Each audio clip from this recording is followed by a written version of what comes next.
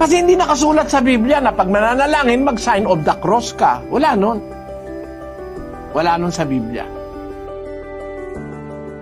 Meron bang sign of the cross? Tingnan nga natin, kapatid na Luz, pahanap mo nga sa computer kung ano ang sasabihin ng computer. Opo, hanapin natin ang sign of the cross sa English Bible, sa Douay Rheims Version, from Genesis to Revelation. Result, no word or phrase found. Kung nakikita mo yan, kapatid na Alberto, yung Douay Rheims Version ng Biblia, yan ang Bibliang Katoliko mismo. Yan ang ginagamit ng Katoliko, kaya dyan natin hinanap. Yung palang sign of the cross, wala pala sa Bibliang Katoliko mismo eh. E tignan naman natin sa ibang Biblia. Sa lahat na ng Bibliang Ingles, meron bang tinatawag na sign of the cross, kapatid na Luz? Hanapin po uli natin in all English translation. Let us search for sign of the cross from Genesis to Revelation. Result, no word or phrase found.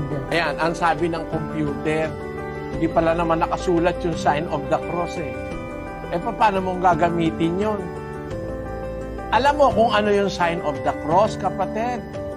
Basahin natin, kapatid na Daniel, yung Discourses on the Apostles' Creed na isinulat ni Reverend Clement H. Crack sa pahina 17, kapatid na Daniel. Ito po ang sinasabi ng Discourses on the Apostles' Creed by Reverend Clement Crock, page 17. Saint Teresa states that Satan had no power over the cross, nor over any object over which the sign of the cross has been traced. It is the Christian's strongest and most powerful weapon against Satan. Ayon daw kay Santa Teresa, hindi naman apostol yun. Hindi naman mangangaral ng Diyos yun. Ang sabi raw ni Santa Teresa, yun daw sign of the cross, yun daw ang strongest and most powerful weapon against Satan. Yung pala, panlaban kay Satanas yung sign of the cross. Yun ang sabi ng libro. Bakit pag nakaharap ka kay Santa Maria, nagsa-sign of the cross ka? Satanas ba si Santa Maria? Medyo yata may mali.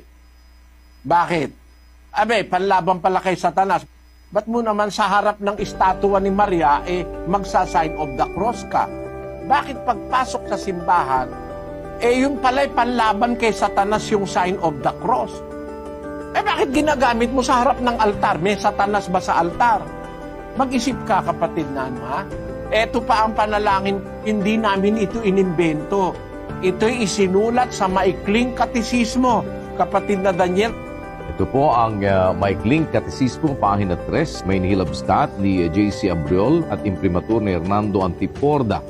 Printed and published by Catholic Trade, Manila Incorporated.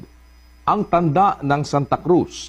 Ang tanda ng Santa Cruz ang ipag-adyam mo sa amin, Panginoon naming Diyos, sa mga kaaway namin. Ang tanda pala ng Santa Cruz, pang-adya sa kaaway. Magkapareho. Yung sinasabi ni Santa Teresa raw, na yun ang mabisang panlaban kay Satanas, dun sa Apostles' Creed, at dito naman sa katisismo ni Hernando Antiporda, yung palang tanda ng Santa Cruz o sign of the cross, pag-aadya sa kaaway. Kung pag-aadya sa kaaway, mananalangin ka sa Diyos, ba't ka naman gagawa ng sign of the cross? Bakit pagkakain bago dumulog sa lamesa, nagsa-sign of the cross? Pang-adya pala sa kaaway, kaaway mo ba naman yung pagkain? At meron pa ako nakikitang pagka, halimbawa, nakasakay sa jeep o sa bus, nung nagbubus ako, nag-jeep, pag natatapat sa simbahan, nagsa-sign of the cross.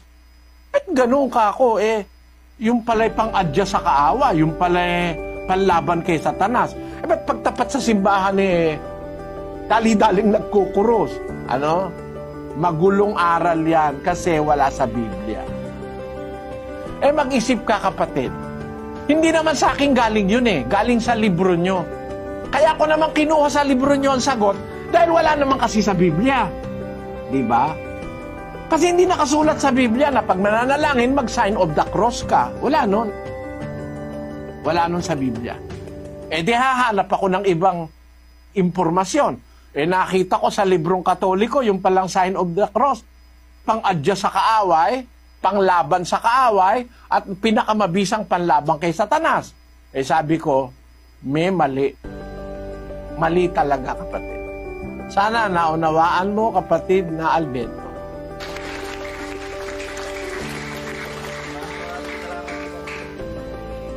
Salamat, kaawa ang kanawa ng Panginoon, kapatid.